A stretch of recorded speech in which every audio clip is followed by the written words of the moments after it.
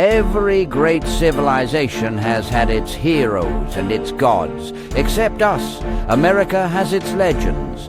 Washington crossing the Delaware, Lewis and Clark forging into the unknown, Davy Crockett standing his ground at the Alamo.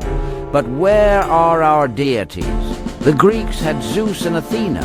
The Egyptians had Ra and Osiris. The Norse had Odin and Thor. America is different. We were not built on the favor of a pantheon, but on the radical idea that all men are created equal. We are a nation of many beliefs: Christian, Muslim, Jewish, pagan, Buddhist, atheist, and everything in between. But what if America did have gods? What if we had our own divine figures, forged from our myths, our struggles, our triumphs, and our flaws? Who would be in an American pantheon? What forces shape us, guide us, define us? And so I created one.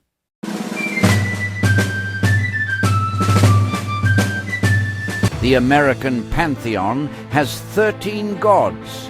Why 13? Because 13 is America's number. We started with 13 colonies. Our flag has 13 stripes. The 13th Amendment abolished slavery. Even the Great Seal of the United States is covered in 13s. 13 stars above the eagle, 13 arrows in its talon, 13 letters in E pluribus unum. And honestly, I just like the number. But before we dive in, a quick disclaimer. America's history is complex. Not everything is black and white, good and evil. Some of these gods represent the best of us. Some represent the worst. And some embody both, because that's the truth of history. So, without further ado, what is the first thing you think of when you hear the word America? The stars and stripes flying high, old glory. Commissioned to unite the Continental Army, the flag was stitched together with purpose. Red for valor and hardiness, white for purity and innocence, blue for vigilance and justice. 13 stars arranged in a circle, so no colony stood above another. Let the 13 stars stand as new constellations in the heavens, Washington declared. And so the first member of our pantheon is the mother of the flag, Betsy Ross, the goddess of nationalism. Every great pantheon needs a god of the sea. Poseidon, Njord, Varuna. America has Captain Stormalong. Washed ashore as an 18-foot-tall baby, he grew into a giant and became the greatest sailor the world had ever known. His ship was so large that the crew had to ride horses to get from one side to the other. The mast hinged so it wouldn't scrape the moon. It is said that his ship, through sheer force, carved the path of the Panama Canal. A titan of the waves, a master of trade, a force of nature. Captain Stormalong, the god of the sea and trade. The American spirit is one of determination, of grit. John Henry was a freed slave, a steel-driving man who swung his mighty hammer against the relentless march of technology. When the steam drill threatened to replace human labor, he challenged it, one man against the machine, and he won. He embodies the strength of the American worker, the will to push forward, the muscle behind industry. John Henry, the god of strength and force. Long before Columbus stumbled onto these shores, long before the Founding Fathers, America had nations, great ones. And when this young country set its sights westward, lost in the uncharted lands, one woman guided them. A Shoshone interpreter, a diplomat, a survivor. She united the East and the West, making travel and expansion possible for generations to come. She is the spirit of discovery, the compass for wanderers. Sacagawea, the goddess of travel and wanderers. America loves spectacle. The grand, the bold, the larger than life, and few embodied that better than Buffalo Bill. His Wild West show wasn't just a performance, it was America in a traveling act. Trick shooting, horse riding feats, frontier legends brought to life, with Annie Oakley as the star attraction, the lights, the drama, the show. He was the ringleader of it all. Buffalo Bill, the god of showmanship and entertainment. Before beer took over, America's drink of choice was cider, hard cider. And who made that possible? A barefoot wanderer scattering apple seeds across the land, leaving orchards in his wake. His trees fueled the pioneers heading westward, his legend growing alongside them. Johnny Appleseed, the god of debauchery and the harvest. America's landscapes are vast and untamed, mountains, plains, rivers that stretch beyond sight, and in our myths, one man shaped them all. With a single swing of his axe, Paul Bunyan cleared the forests of the Midwest. He dragged his blade behind him and carved the Mississippi.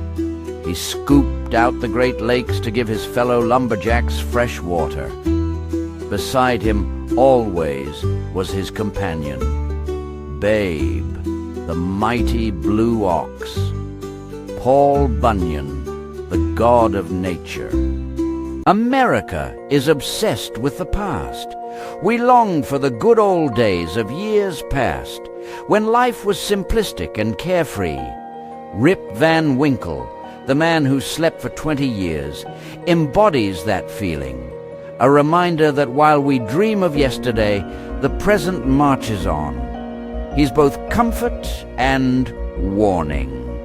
Rip Van Winkle, the god of time and nostalgia. The women of America heard their nation's call to action, and they responded with, "We can do it." When the men went to war, the women kept the country running. In factories, on assembly lines, in the workforce, Rosie the Riveter stood as their symbol, a testament to American industry, ingenuity, and resilience. Rosie the Riveter, the goddess of capitalism and innovation. Freedom is more than a word, it's a fight.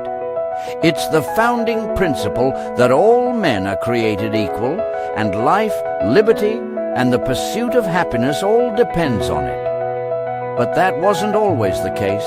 Not everyone has always enjoyed that freedom we so love to brag about. As part of the Underground Railroad, she did it by navigating treacherous swamps and darkened roads by lantern light. She is the spirit of resistance, the embodiment of liberation. Harriet Tubman, the goddess of freedom. Give me your tired, your poor, your huddled masses yearning to breathe free. The wretched refuse of your teeming shores, send these, the homeless tempest tossed to me. I lift my lamp besides the golden door. As ships sailed into New York Harbor, they were greeted by her. They arrived, and now they are part of the dream. She is the first sight of America for so many. A beacon, a promise, a dream. Lady Liberty, the goddess of hope, standing tall above the other gods with her brown hair tucked messily under the cap of freedom and an American flag draped over her white dress, is the female personification of America. Her name echoes through history, rivers, cities, schools, even the Capitol itself. She is the guardian spirit of the nation. She was here long before the bullets flew at Lexington and Concord. Long before the flag that draped over her, there was Columbia, the goddess of protection and manifest destiny. You know his face. You've seen the posters. He doesn't ask. He points his finger at you and commands, "I want you. He is the male personification of America. Even his initials are U.S. He is a symbol of our might, and he speaks soft but carries a big stick. Fitted with a red, white, and blue suit, the leader of the American Pantheon, Uncle Sam, the god of war. America was never just a place. It was an idea, a promise of freedom, opportunity, and the belief that a better tomorrow is always within reach.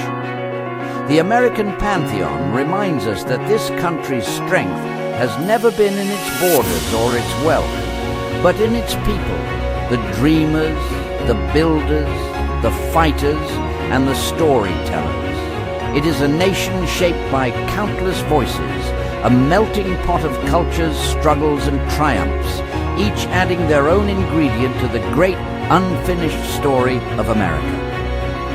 But that story isn't written in stone. It lives in us. It is up to each generation to carry the torch, to learn from the past without being trapped by it, and to push forward with the same bold spirit that built this nation. America has always been a work in progress, imperfect, evolving, striving, and that's what makes it powerful. Because as long as we believe in the promise of what it can be, the idea of America will never die.